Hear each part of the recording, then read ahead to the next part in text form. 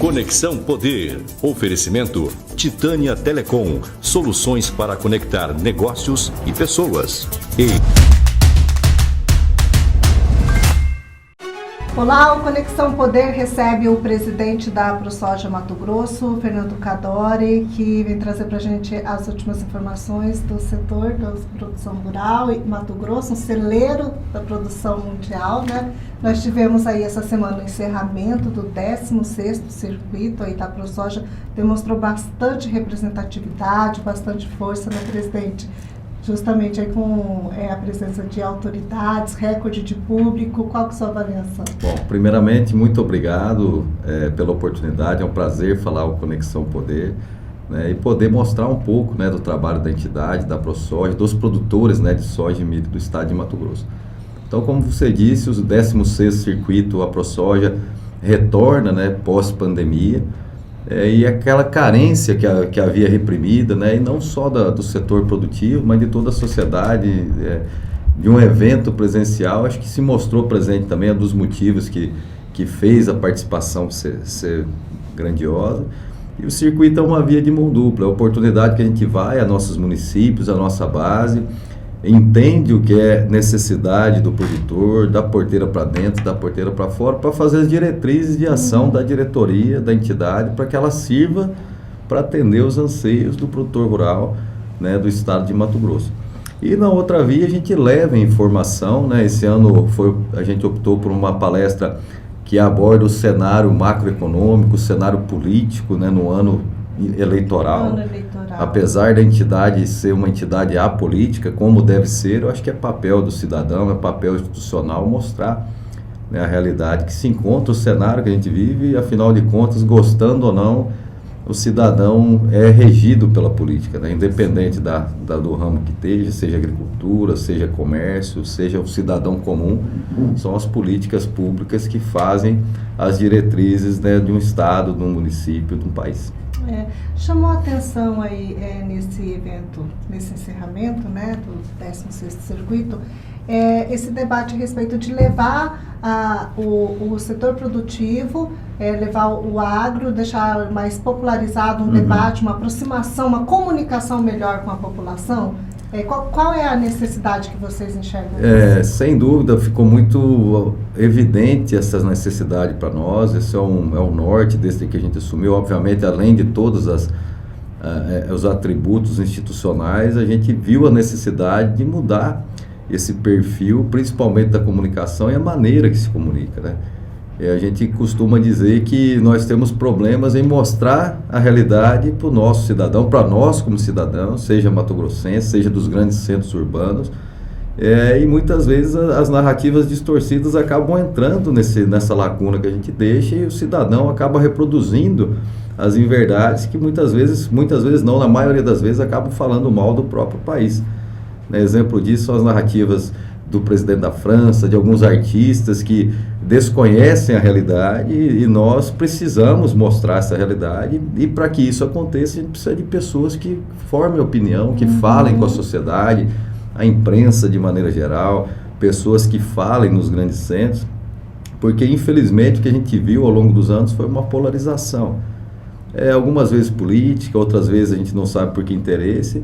Isso é um método que acaba usando aquele negócio de você dividir para depois se aproveitar daquilo. Isso não é bom para ninguém, né? Então, eu acho que também por muito tempo a comunicação, a forma que o agro é apresentado soa de uma maneira arrogante. Eu acho que muitas vezes pela maneira das lideranças. Que é coisa só de fazer exatamente. Então, por às vezes a gente até entende a ânsia daquelas famílias que estão ali produzindo, conservando. Poxa, eu estou preservando, eu estou produzindo. Aí na hora de se manifestar, eu produzo, eu isso, eu aquilo. E daí, né? O cidadão que está do outro lado também, a dona de casa está lá, o comerciante também. Então a gente passa a levar a atividade como ela é mais uma atividade. Então, em primeiro lugar, o produtor rural mato-grossense é um cidadão mato-grossense, e a atividade que ele exerce é a de produzir. Como o comerciante, que é cidadão, exerce a atividade do comércio, como o funcionário público é um cidadão também e exerce a atividade dele. Então, a gente tenta desmistificar isso e primeiramente, a gente é uma sociedade que vive no estado e a gente deve estar unido em prol dele, independente da classe que pertence. Só para ver se eu entendi, o senhor está colocando que durante aí um bom tempo, ou até agora, o agro vem sendo tratado de uma certa forma como vilão, né? Demonizado por alguns interesses escusos, alguma coisa assim. E também tem muito a visão que se tem de quem produz do agro, né? Seja pecuária, seja agricultura. Então se criou a imagem que o produtor rural é um mega produtor, que ele é o cara que planta milhares e milhares de hectares. Isso não é verdade. Quando a gente pega o perfil do produtor mato-grossense, 50% dos produtores plantam até 500 hectares. Você imagina que 500 hectares, muito provavelmente é uma família que está ali, o pai está lá trabalhando, o filho está trabalhando no trator lá na fazenda, a mãe está lá cuidando da cozinha, quando muito tem 1, 2 funcionários. Isso é o perfil de 50% dos produtores mato-grossenses. Então, existe grandes produtores, existe, mas é uma minoria, e muitas vezes aquela minoria é usada como exemplo do que é ser produtor, e não é a realidade. Então, talvez isso também coloque uma imagem equivocada para quem olha de fora. Então, a gente vem para mostrar, os números estão aí, como eu disse, 50% até 500 hectares, 85% até 3.500 hectares, e nós não passamos nem pela primeira reforma agrária familiar, vamos chamar assim, que é a divisão à medida que a família cresce, que o filho se torna adulto, que ele casa e precisa ser dividido. Então, a exemplo do que aconteceu nos outros estados, nos outros países, a tendência é que essas propriedades diminuam de tamanho. Então, eu acho que isso também foi muito prejudicial à imagem do produtor mato-grossense, esse link que se tem de achar que todo produtor rural é um mega produtor. Essa imagem ela não é benéfica nem do ponto de vista de comunicação e muito menos do ponto de vista até de acesso às políticas públicas por parte do produtor. Sim, e o senhor até citou aí o presidente da França, a gente acompanhou já diversas colocações dele contra a produção de soja no Brasil, e contra isso e contra aquilo. Isso é uma narrativa de interesse econômico?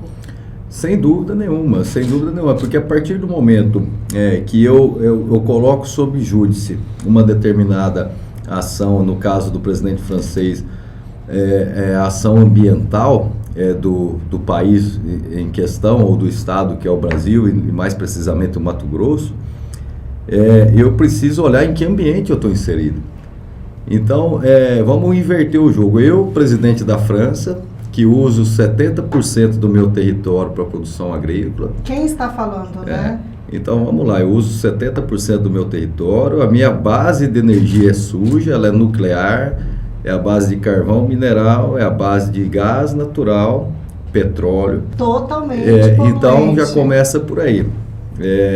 E eu falo de um país que usa menos de 10% do território, o produtor preserva dentro da propriedade privada de 35% a 80%, um país de fonte de energia limpa, praticamente a energia à base de água, que são as hidrelétricas, e eu coloco sob júdice aquele país que eu não faço 1/10 daquilo. Eu não tenho código florestal, eu não tenho mata ciliar, eu não tenho ninguém me cobrando. E na outra ponta, a gente tem um déficit na balança comercial com a França de 3 bilhões de dólares. Então, a gente está comprando das redes varejistas francesas, o Carrefour está impregnado no Brasil, as marcas de carro estão impregnadas aqui, eu vou lá e acho que eu estou comendo um queijo chique francês, ou tomando um champanhe que vem de uma área desmatada, de uma encosta do morro, e estou falando mal do meu país e estou consumindo de um país que a gente tem déficit da balança comercial que não preserva o que a gente preserva. Então, olha a importância disso. É por isso que a comunicação é importante. Quando eu falo que nós, cidadãos, estamos falando mal do nosso país e comprando uma narrativa de um país que destrói, desmata e vende para nós e lucra em cima de nós, né? Quando, na verdade, eu deveria estar questionando, peraí, esse carro que eu estou comprando, que vem lá da França, qual é a fonte de energia usada lá? Eu acho que a gente precisa começar a colocar as mesmas limitações no comércio, porque hoje quem deveria estar preocupado com o comércio seriam eles, porque eles vendem muito mais para nós do que para eles, que nós. Então, à medida que a sociedade começa a entender isso, esse senso crítico precisa ser levantado. Ora, nós estamos preocupados com o meio ambiente porque os números estão aí. Basta olhar os números do Mato Grosso. Então, eu, a partir do momento que eu vou consumir um produto de outro lugar, como que será que é naquele país? Né? Então, a gente vê uma demagogia em muitos casos, em alguns casos é oportunismo, mas em 99% das colocações é desconhecimento.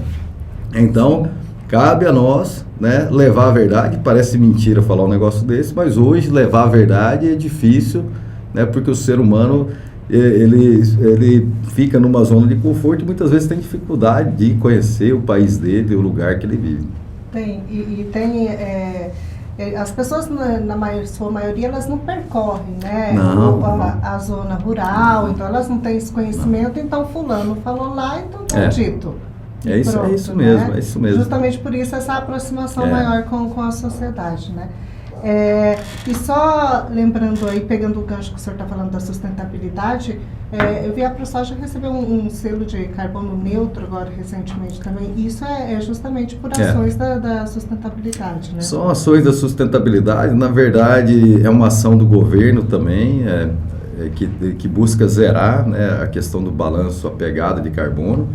Mas o fato é que hoje nós temos um balanço que a nossa produção hoje ela sequestra carbono da atmosfera. Nós, junto com a Universidade de São Paulo, Exalc e USP, elaboramos um estudo científico através do maior especialista em carbono do país, professor Dr. Carlos Eduardo, que quantificou a pegada de carbono, que seria o que se joga de carbono na atmosfera versus o que se sequestra. E o que se constatou?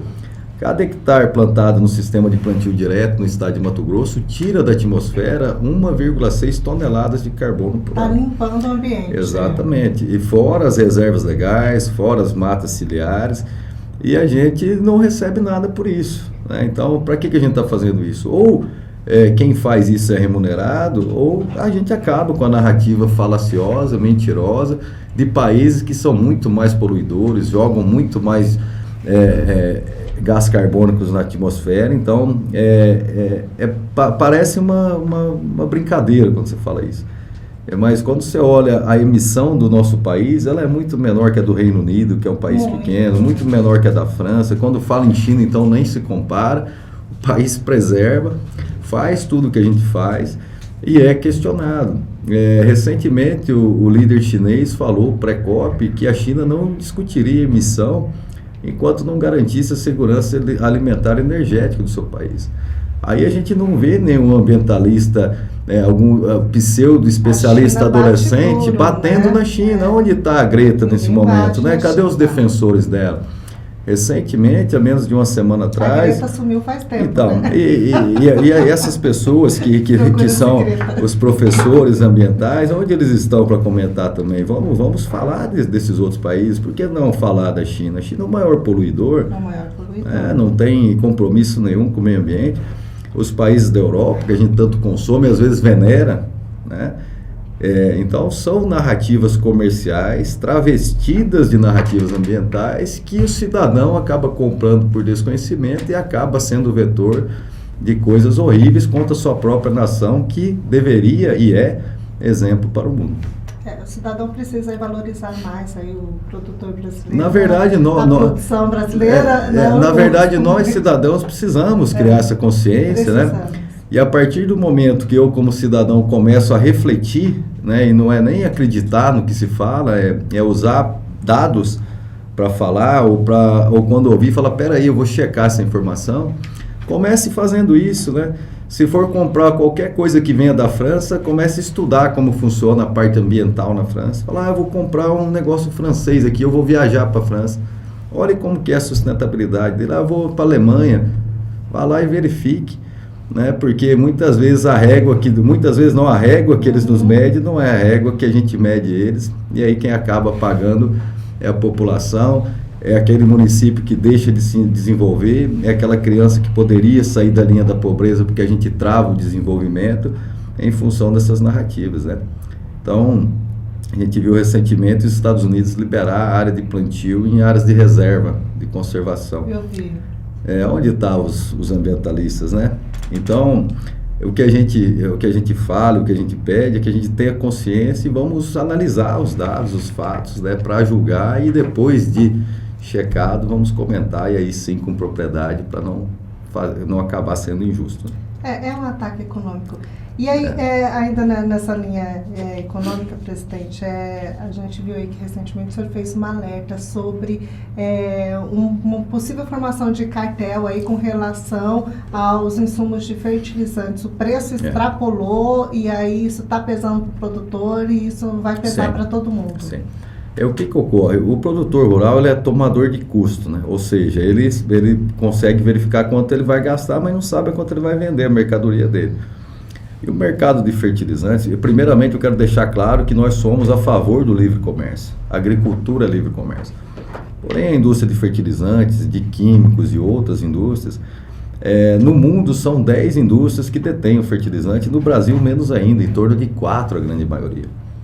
E o que a gente observou que a primeira justificativa para o aumento de custo foi o aumento de produção na escala mundial.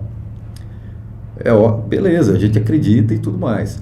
Então, quando a gente começa a perceber que o aumento de combustível, o aumento de frete marítimo e o aumento de energia não condiz com o aumento de 400% no preço, a gente já começa a criar uma dúvida em relação àquilo. Aumentou 400%. E quando a gente começa a ver os números das empresas que praticamente detêm o mercado, a gente vê claramente que é visível que não é precificação em cima de custo, é um oportunismo em cima de uma situação onde o mundo deveria estar se ajudando. O número que você fala são os lucros. Por exemplo, existem empresas, isso aí está para quem quiser ver, que teve lucro majorado em 900% no primeiro trimestre de 22 em relação a 21, de fertilizantes. Outras 600, outras aumentaram 70 vezes a lucratividade, lucro líquido.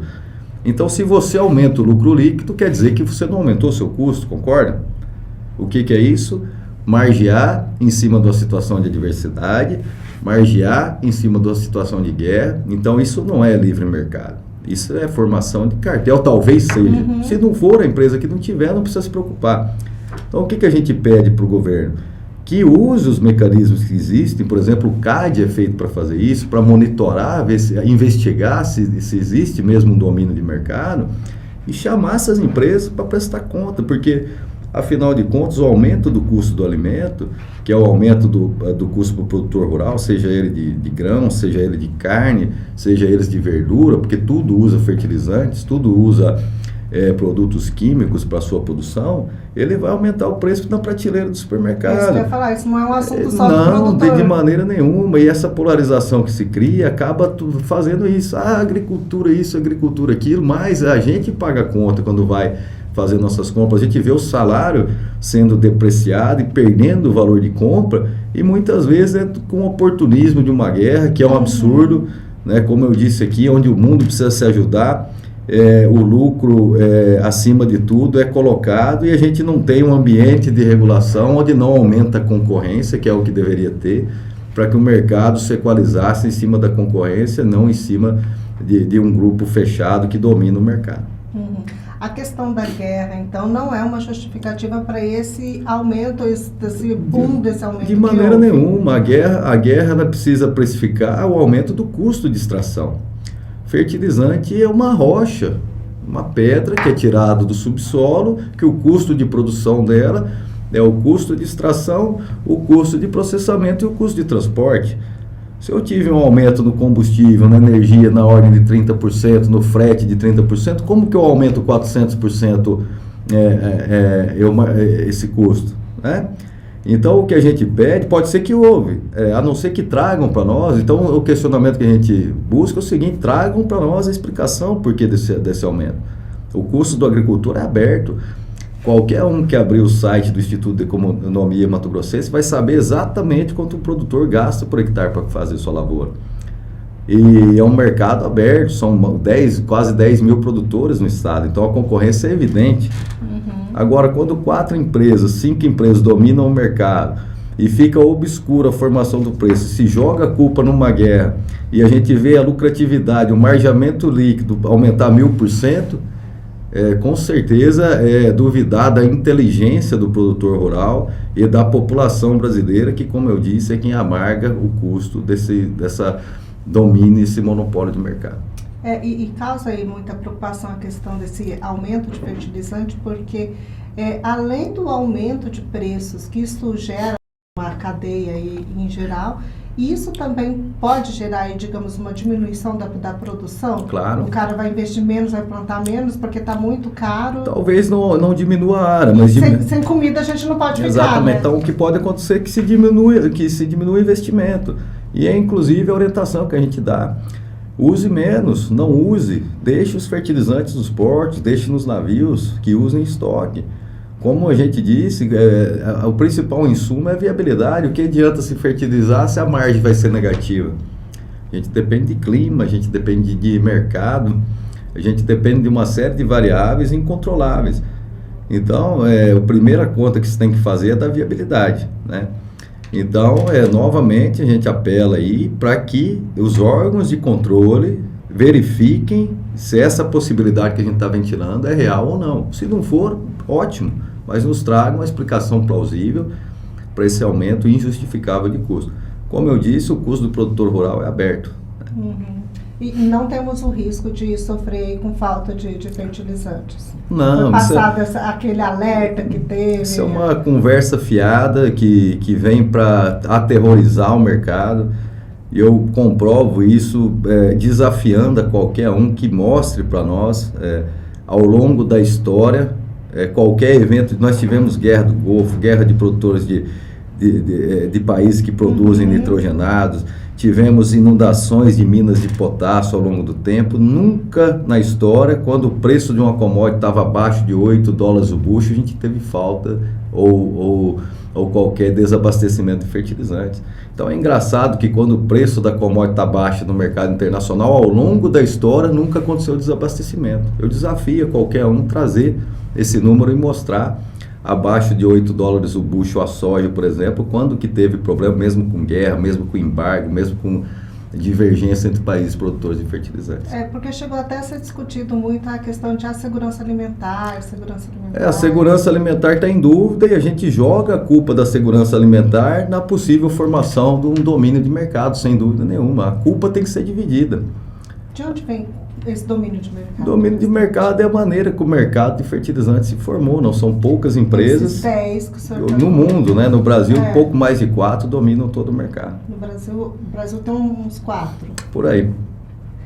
Certo. E, presidente, outra situação preocupante, essa situação o senhor levou para o ministro recentemente, né? Levamos para o ministro, levamos para a Frente Parlamentar da Agricultura, né? Para que investigue, né? Essa formação desses preços. A gente precisa entender.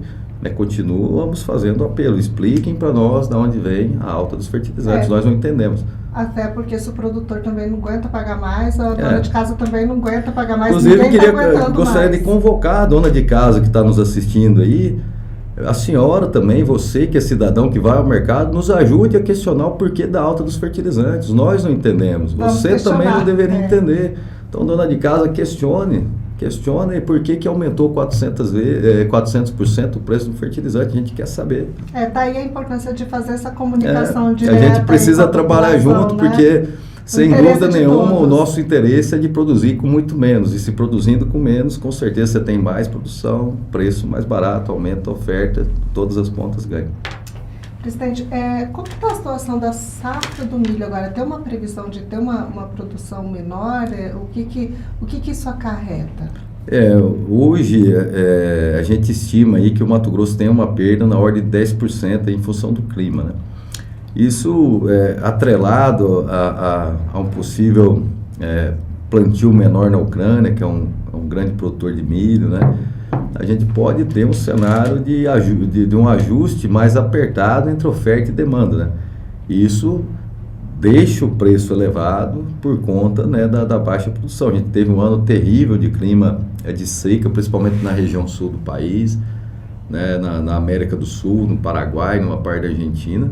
Então isso pode ser um problema.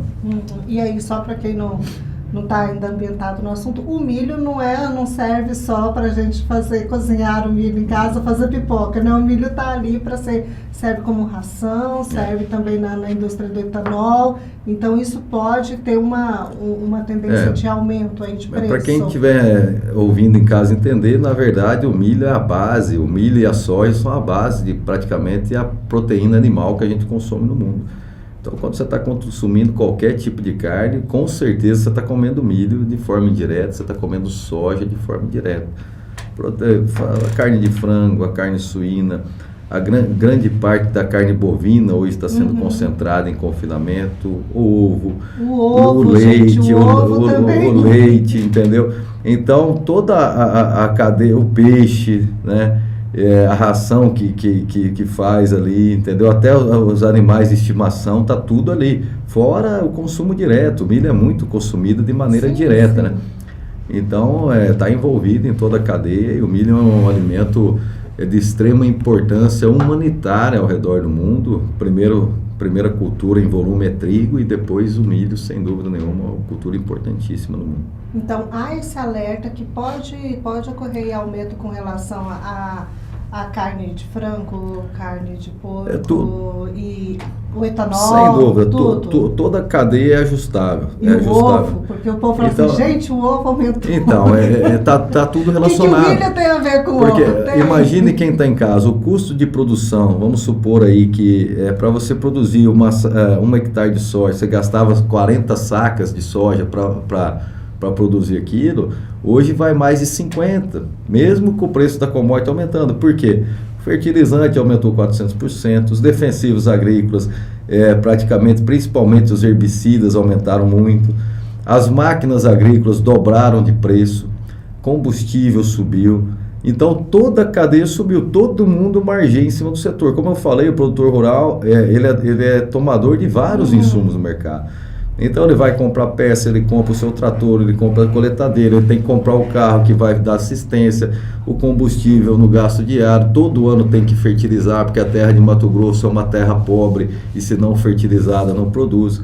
Então, ele precisa investir, porque senão a erva daninha toma conta, a praga vem e come. É a mesma coisa que plantar uma horta em casa. Se você não adubar, você não colhe. Se você não molhar, você não colhe. Se você não cuidar da lagarta ali, você não vai colher, seja um tempero verde. Então imagina isso em grande escala.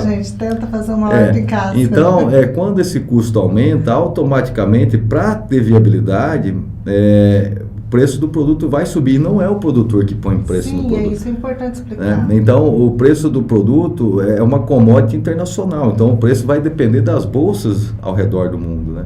Muitas vezes, o custo é alto e o preço de venda não é tão alto a ponto de cobrir o custo, né? Então, esse domínio que a gente tem, essa dependência que a gente tem, o fertilizante é importado, o produto químico é importado, máquina importada, torna ainda o país mais dependente de tudo isso. Só porque a Bolsa de Valores é que coloca ali, olha, Sim. A saca de soja vale tanto e tem que ser vendida. Exatamente, a precificação de qualquer commodity... E aí você teve prejuízo ou não, o preço não importa, é esse. não importa, você sabe quanto você vai gastar, você não sabe a quanto você vai vender. Então não é um comércio líquido e certo, eu compro essa caneca a 10 e eu só posso vender a mais que 10, porque senão eu vou ter prejuízo. Na agricultura não funciona assim. O que dita o mercado é um mercado internacional.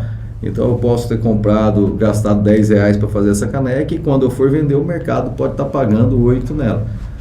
Mas aí o telespectador pode perguntar, mas por que não vende antes? Porque a gente depende justamente do que a gente falou agora há pouco, da questão climática. Como que eu vou vender se eu não sei se vai chover para produzir? A questão do milho é justamente a questão do milho, a questão da soja, a questão de qualquer cultura que você plante, você não tem como garantir que você vai ter aquela produção. Então você sabe que você vai ter o custo, mas eu também não posso travar no mercado futuro, porque eu posso não colher nada. A gente tem vários casos de lavouras esse ano que não vai ter colheita porque não produziu. Mas isso aqui em Mato Grosso? Aqui em Mato Grosso, a gente tem algumas regiões aí na região sudeste, a minha região de Primavera do Leste, a parte da região oeste, regiões extremamente afetadas aí que não vão produzir. Óbvio, a gente tem regiões que vão produzir normal, mas tem muitas lavouras aí extremamente prejudicadas. A tensão política com o setor tem faltado, presidente, ou tem estado aí? Não, eu acho que não. O que a gente tem, como eu falei, muitas vezes esse ambiente de polarização, né? Que não é saudável para ninguém, a gente foge dessa polarização. Muitas vezes alguns levantam algumas bandeiras injustificáveis, colocando em xeque a preservação. Nós acabamos de falar aqui de preservação, aí quando a gente vê tem um lá levantando uma bandeira de preservação no estado que usa 10% do território. Quem faz isso, eu falo aqui, está fazendo mal para você, para o seu estado, para o seu futuro, né? Então fale com dados, né? Nós acreditamos no livre diálogo, mas sempre embasado, né?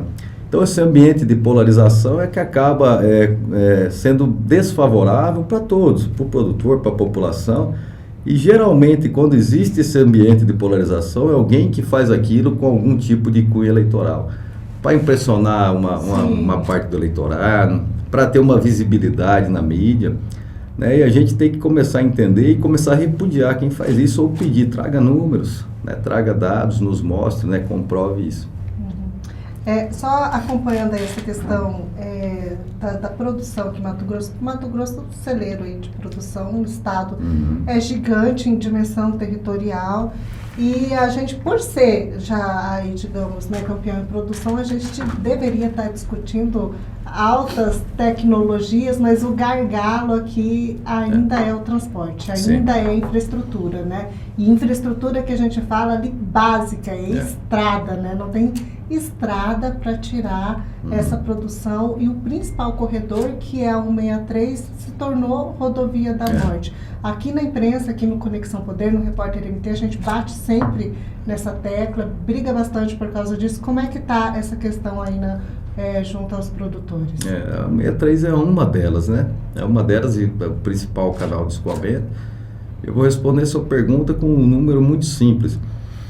Na década de 1970, quando praticamente não existia agricultura no Mato Grosso, a 163 era a mesma 163 que a gente tem hoje, e o Mato Grosso hoje produz 80 milhões de toneladas.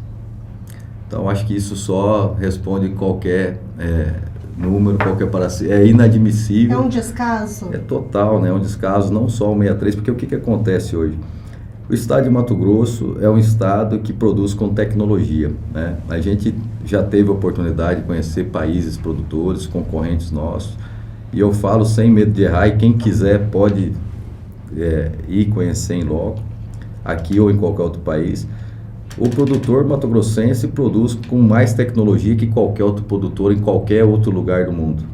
Porém, da porteira para fora, não precisa nem falar. A gente falou da França, vamos falar novamente da França. A França e a Espanha têm o tamanho do Mato Grosso. Eles produzem algumas dezenas de vezes menos do que nós. E eles têm lá 70 mil quilômetros de ferrovias. Estão ao lado dos portos, tem subsídios para produzir. O produtor de lá recebe em média 1.000 euros por hectare por ano, produzindo ou não.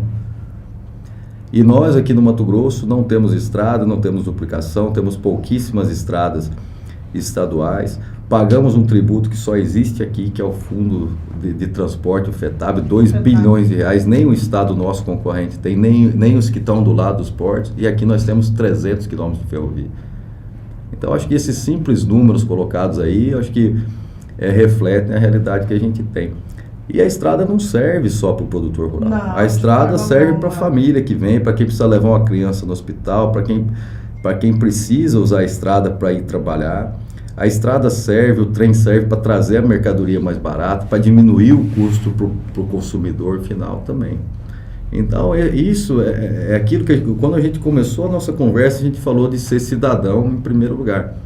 Então, acho que isso é um motivo de nós nos unirmos como cidadão, não importa a classe, o setor que participe, e a gente não pode aceitar como normal uma situação dessa. Isso não é normal. E a gente começa passa a conviver tanto com aquilo, que entende que um acidente, 10 mortal toda semana é uma coisa normal, e não é normal. Aqui isso não é normal. Então, o que a gente tem que fazer como cidadão é não aceitar, isso não é normal. Nós precisamos ter condições. Do que adianta ser o celeiro de produção, de que adianta produzir, de que adianta tudo se a infraestrutura básica não é nos dada, né? Então, eu acho que chegou a hora da população, de maneira geral, não importa se mora em Gaúcha do Norte, se mora em Várzea Grande, se mora em Cuiabá, se mora em Primavera, nós precisamos da 163, precisamos da 242, precisamos de todas as BRs, todas ainda são pouco perto do que a gente precisa. Porque além das BRs, tem a questão da ferrovia também, que até hoje está travada, né? A questão da malha viária aqui em Mato Grosso parece que tem, como diz outro, uma cabeça de burro enterrada ali, como eu disse, são 300 quilômetros de ferrovia no estado gigantesco de dimensões continentais. Você imagina 70 mil quilômetros para 300, numa área do mesmo tamanho que a França e a Espanha junto. Agora, recentemente, vocês tiveram alguma informação, acho que vai dar celeridade aí? Temos alguma esperança na duplicação da 163 com a caducidade aí, a devolução da concessão? A gente ou tem... está desesperançoso? Não, eu acho que a esperança ela tem que reinar, né? A esperança, o que a gente não pode é se acomodar, né? Então a gente tem visto outras instituições trabalhando, um trabalho fantástico da OAB, dos municípios ali, principalmente do eixo da 163 ali, eu acredito que hoje liderado pelo prefeito Ari Lafim de Sorriso, o prefeito Miguel de Lucas do Rio Verde, o prefeito Leandro, o prefeito Dorner de Sinop, acho que tem liderado ali um consórcio de 15 municípios que tem batido também nessa tecla, e aí nós precisamos disso. E a gente fala da 163, mas vamos colocar um outro exemplo para a nossa população urbana. Você produz, você ganha dinheiro no seu trabalho, você quer aproveitar o seu estado também. A gente vai para outros lugares, a gente tem o Pantanal, Chapada dos Guimarães, Lago do Manso, Nobres, tudo no conglomerado. A gente não tem uma ligação de uma estrada que liga esses lugares. Imagine o potencial turístico, imagine quanto o estado poderia arrecadar se a gente tivesse uma estrada que ligasse Chapada, Lago do Manso, Nobres e Pantanal, duplicada, por que não? Duplicada. Aí você pega Barão de Melgaço, a população sofrendo, crianças passando fome, com potencial turístico que em qualquer outro país do mundo seria explorado. Orlando é um brejo, um Pantanal, né? Quando a gente pega Las Vegas, nos Estados Unidos, era um deserto que não servia para nada. Olha só como o turismo então, pode potencializar então a gente fala da agricultura, a gente precisa de industrialização, a gente precisa de turismo, a gente precisa explorar o que a gente tem, e para isso é precisar destravar as ideologias, né? Eu muitas vezes eu me pergunto o que eu estou fazendo como presidente de uma entidade, que é um trabalho voluntário, às vezes deixando a família e tudo mais, mas eu sou uma pessoa que eu acredito muito no estado mato-grossense e faço por amor. Eu acredito que a gente precisa acreditar no nosso estado. Tem potencial turístico, tem potencial de industrialização, é um estado que cresce a 5% ao ano durante décadas, é crescimento chinês, né? Então nós precisamos que isso seja convertido e retorne para a população, né? Uma população baixa, com menos de 4 milhões de habitantes, em saúde, em infraestrutura, em esportes. Nós precisamos que as nossas crianças, os nossos jovens sejam estimulados, e para isso a gente precisa que o estado progrida, invista, e a gente começou falando de estrada e termina falando de estrada, que é infraestrutura. Verdade, isso mesmo. Obrigada, presidente. Gostaria de agradecer aí a sua entrevista, deixar o espaço aberto para suas considerações finais, caso tenha algum assunto aí que a gente não tenha colocado, seja importante para a ProSoja. Nós que agradecemos a oportunidade. Eu queria aqui convidar qualquer um que se interesse, não importa a área que seja, que se quiser conhecer mais sobre a agricultura mato-grossense, se quiser conhecer sobre a produção de soja, a produção de milho no nosso estado, nossa entidade está aberta, seja presencialmente aqui na nossa sede, seja através do nosso site, das redes sociais. Qualquer dúvida inerente a respeito da nossa produção, a gente está de portas abertas para atender. Conexão Poder. Oferecimento Titânia Telecom. Soluções para conectar negócios e pessoas.